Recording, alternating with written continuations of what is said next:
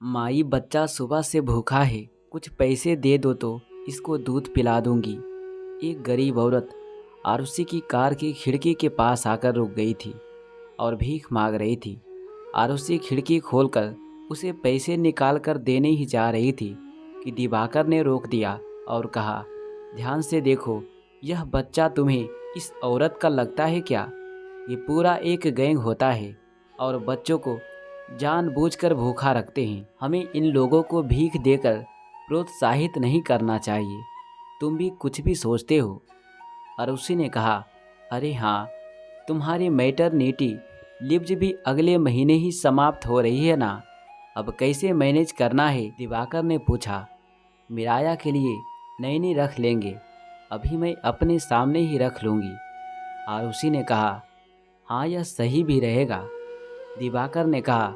आरुषि ने रानू को मिराया की देखभाल के लिए रख लिया था। मिराया रानू को जानने लग गई थी। 1 महीने बाद ही आरुषि ने दोबारा ऑफिस जाना शुरू कर दिया था।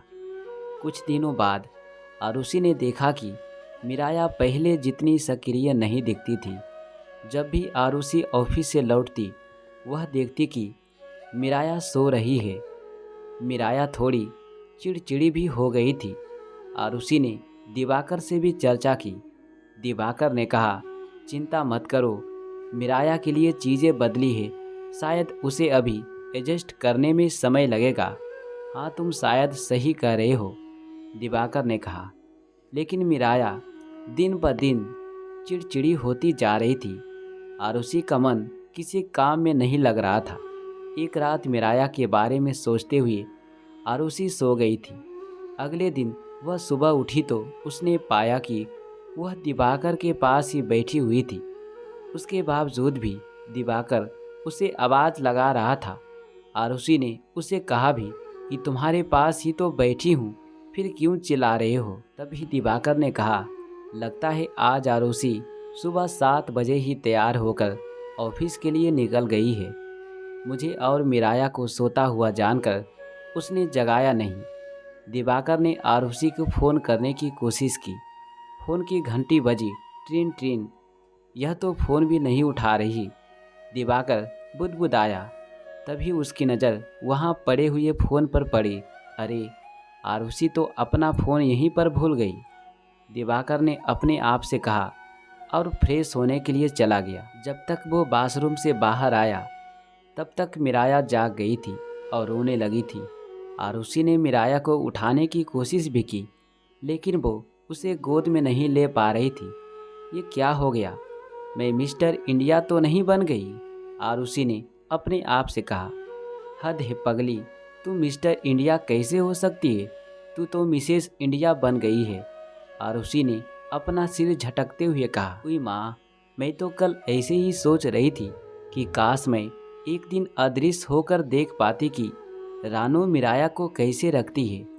मैं तो सीसीटीवी लगवाने की योजना बना रही थी ताकि मैं रानू पर नज़र रख सकूं। भगवान ने तो मेरी इतनी जल्दी सुन ली। काश कुछ और मांग ही लेती, काश कुछ और ही मांग लेती तो वो भी मिल जाता। आरुषि अपने आप से बात कर ही रही थी, लेकिन भगवान, केवल एक दिन के लिए ही मुझे अदृश्य करना। मैं अपने परिवार के बिना नहीं रह सकती। आरुषि अभी बुदबुदा ही रही थी कि दरवाजे की घंटी बजी। दिवाकर मिराया को गोदी में लिए हुए दरवाज़ा खोलने गया। दिवाकर की गोद से मिराया को लेते हुए रानू ने कहा कि आज मैडम दिखाई नहीं दे रही, आज ऑफिस के लिए जल्दी ही निकल गई है। तुम मिराया को दूध पिला दो और उसको संभालो ताकि मैं ऑफिस के लिए तैयार हो सकूं। दिवाकर ने कहा, आज आई ना उठनी पहाड़ के नीचे। अब पता लगेगा मुझे कि मेरा मिराया को कैसे रखती है चुड़ैल मेरे पीछे से। रानू को देखते हुए आरुषि बड़बड़ा रही थी। दिवाकर तैयार होकर टोस्ट और कॉफ़ी पीकर ऑफिस के लिए निकल गया था। दिवाकर के जाते ही रानू ने अपने एक दोस्त को कॉल किया, आने के लिए बोल दिया। रानू बिस्तर पर पैर फैलाकर लेट गई और कानों में हेडफोन लगा लिए थी। मिराया अपने आप में खेल रही थी। कुछ ही देर में मिराया ने पौटी कर दी और रोना शुरू कर दिया। लेकिन रानो मैडम को कुछ असर नहीं हो रहा था। तुझे हेडफोन लगाकर सोने के लिए नहीं रखा था, मिराया को संभाल, बेचारी ने पौटी कर दी है, और उसी ने चिल्लाकर कहा। लेकिन रानो कहाँ उसे सुन पा रही थी। तभी रानो को शायद पौटी की बदबू आई और उसने मिराया की तरफ देखा। मिराया को देखकर उसने मुंह बनाया और कहा, ओहो, इसे भी अभी पौटी करनी थी। रानो ने मिराया को क्लीन किया। तभी दरवाजे की घंटी बजी। दरवाजे पर चौराहे पर रोज दिखाई देने वाली भिखारन थी, और उसी को उसकी गोद में रोज एक बच्चा दिखाई देता था। लेकिन आज वो बच्चा नदारद्र था। उसने रानो को देखते ही कहा कि आज छोरी को 2 घंटे ज़्यादा लेकर जाऊंगी, पैसे भी दुगने दूंगी। इसकी मम्मी कभी भी आ सकती है, हमारी चोरी पकड़ी जाएगी। वैसे भी तेरी किस्मत से इसकी बेवकूफ़ माँ ने अपने घर में से सीसीटीवी नहीं लगा रखा है। रानू ने ऐसा कहते हुए मिराया को उस भिखारन की गोद में दे दिया। अरे बेबी की दूध की बोतल तो दो, रानू ने कहा। नहीं मिलेगा तेरी बेबी को, पेट भरा रहेगा तो बच्ची खेलेगी और खुश दिखेगी, फिर कौन भीख देगा। भिखारन ऐसा कहकर चली गई थी। सारी बात समझकर आरुषि के आंसू बहने लगे थे। दिवाकर सही कहते हैं कि बच्चों का इस्तेमाल किया जाता है। अभी आरुषि सोच ही रही थी कि दोबारा घंटी बजी। दरवाज़ा खुलते ही एक लड़के ने प्रवेश किया और रानो को गले लगाकर बेतहाशा चूमने लगा। चुड़ैल, अब मेरे घर में रंगरेलियाँ करेगी, आरुषि ने कहा। इसे तो यही मरने दो, जाकर मिराया को देख।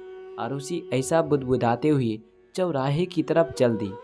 वहाँ मिराया को देखते ही उसका दिल रो उठा। भिखारन ने उसके चेहरे पर कालिक सी लगा दी थी। वह उसे पकड़े हुए इधर उधर दौड़ लगा रही थी। रोते रोते मिराया सो गई थी और उसी पूरा दिन वहाँ खड़ी रही। उस भिखारन ने दिन भर में नन्ही मिराया को केवल 2 बिस्किट खिलाए और उसी का हृदय हाहाकार कर उठा। भगवान, ऐसे दुष्ट लोग भी होते हैं इस दुनिया में। भिखारन मिराया को लेकर घर पहुंची और आरुषि भी उसके पीछे। रानो ने जैसे ही दरवाज़ा खोला, वह थर थर काँपने लगी। मैडम आप?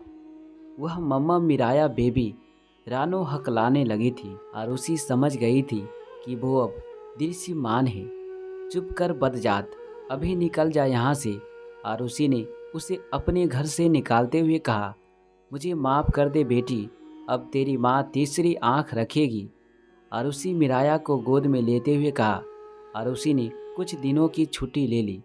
उसने एक नई नैनी रखी, घर पर सीसीटीवी कैमरा लगवाए। उसके साथ ही वह यह दीवार दोनों ऑफिस से बीच में घर आकर मिराया की देखभाल करने लगे, ताकि रानो का एपिसोड दोबारा ना हो।